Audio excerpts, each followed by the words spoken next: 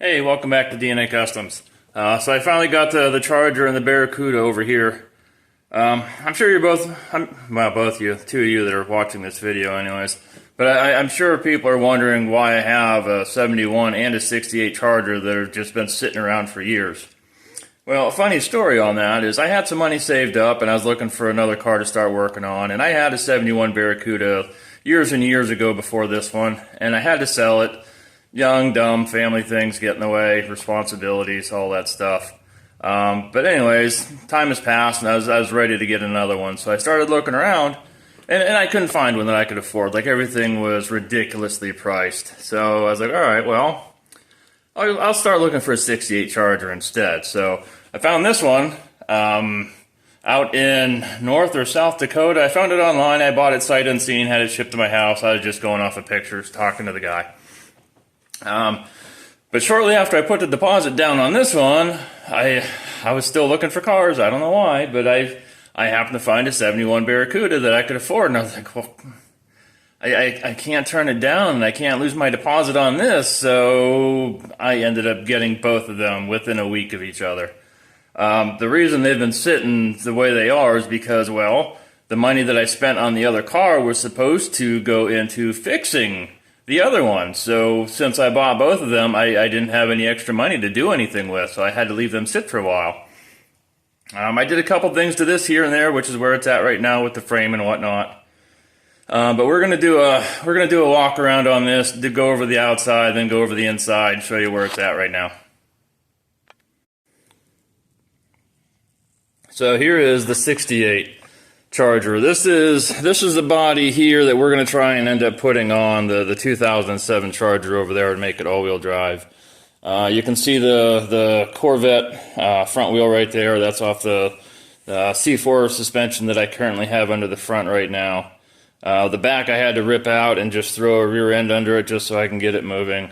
But first glance, it almost looks like they had a hood scoop on it. It looks like a Ford style, like Boss 302. I'm not that well with Fords, but it resembles the Ford hood scoop, just the outline of it. The outside's been pretty beat. Again, it was bought, like I said, North or South Dakota. I can't remember. I'd have to check my messages and find out, but it's pretty well beat. Big old crinkle right here. I don't know what happened. I use that for testing paint.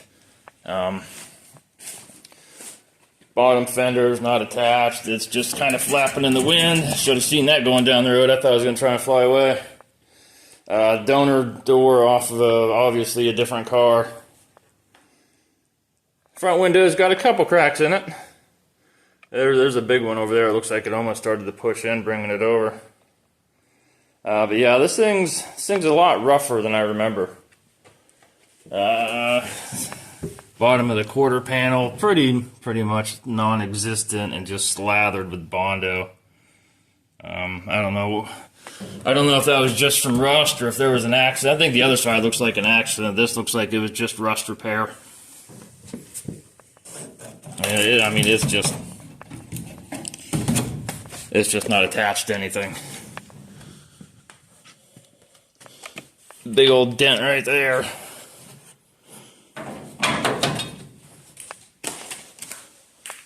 Rear panel, I mean, it's salvageable. I mean, it's actually not too bad, except for I think this one corner here. I think the other side's fine.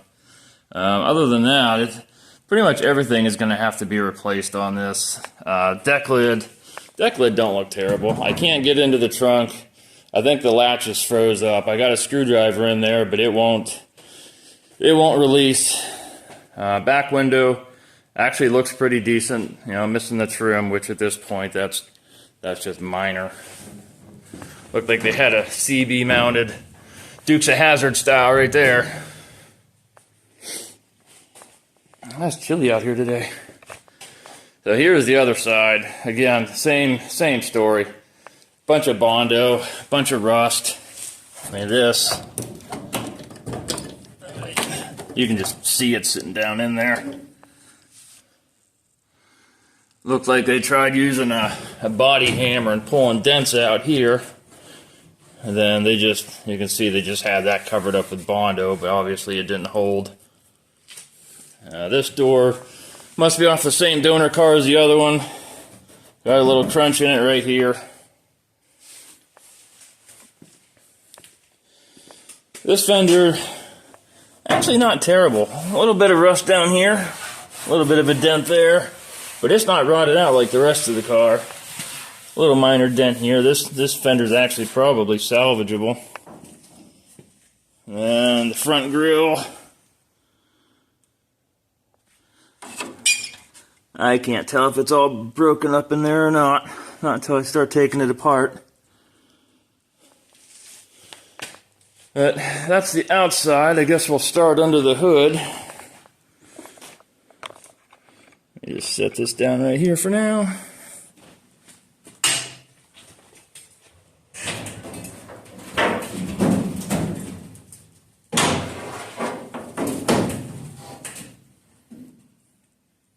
Yeah, that looks safe.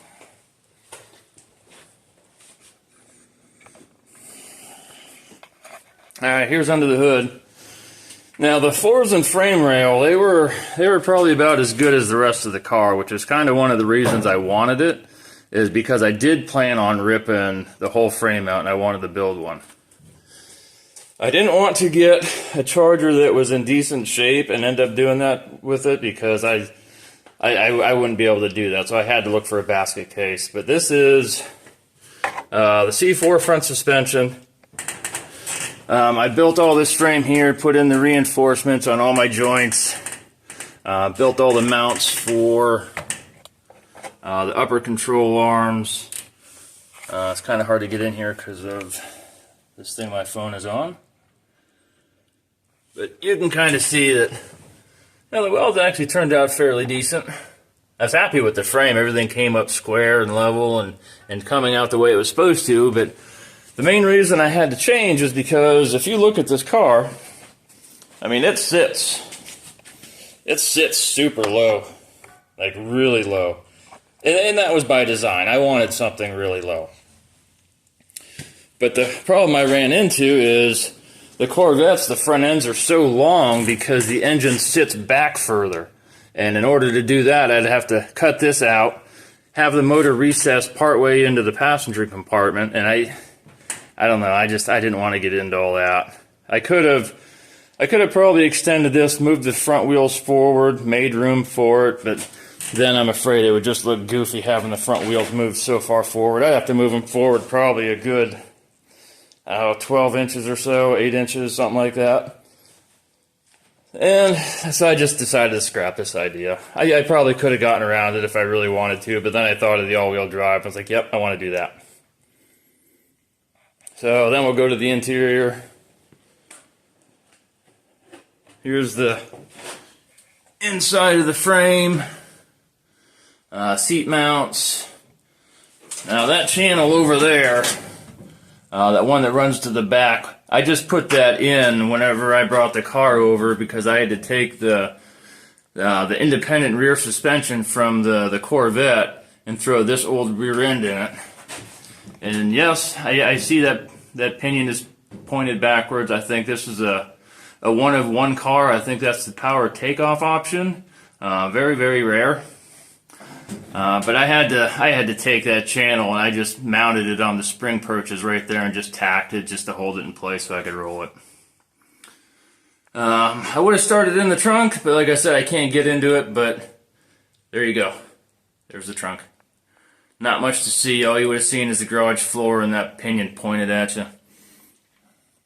I do have the dash for it, I believe. I'm going to try and use the dash out of the 2007, but I don't know how that's going to work out just yet. But I'll open the door on the other side because I don't want to hit the Coronet sitting over here.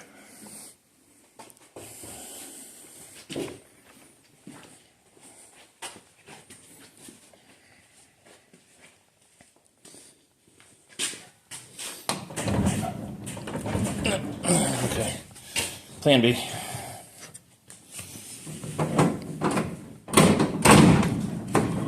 Come on.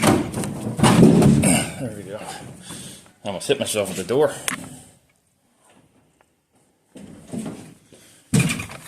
Alright, so here's the frame that I bought. or a frame that I was making. I had it flared out there for the transmission headers and everything. But this is kind of where the frame and the car meet. I custom did the rockers, and I'll show you that. It's all one piece from, you can kind of see the line that runs across here. So I cut all that out. This is one piece on the bottom, and then it wraps up, and it meets right here. And my plan is, hopefully, I can take this frame out, and then I think I got some rough measurements off of this. I think it actually comes up almost to the same place. So I might have to take this whole section off here and pretty much do the same thing. Just take one panel from here, go straight down, but I'll have to get some more precise measurements when I get to that point. But as you can see, this car is fairly well beat, which is why I'm okay taking on this project with this body, because it could have been saved, but it's a lot of work. And if it was an RT or something, I would have done that. But this is just a plain Jane Charger, nothing special.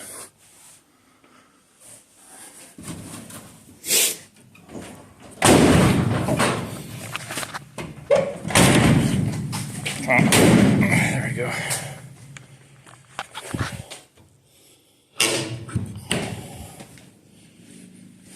So that's pretty much got you up to speed on everything with this car. So there's not a whole lot to look at. It's fairly beat.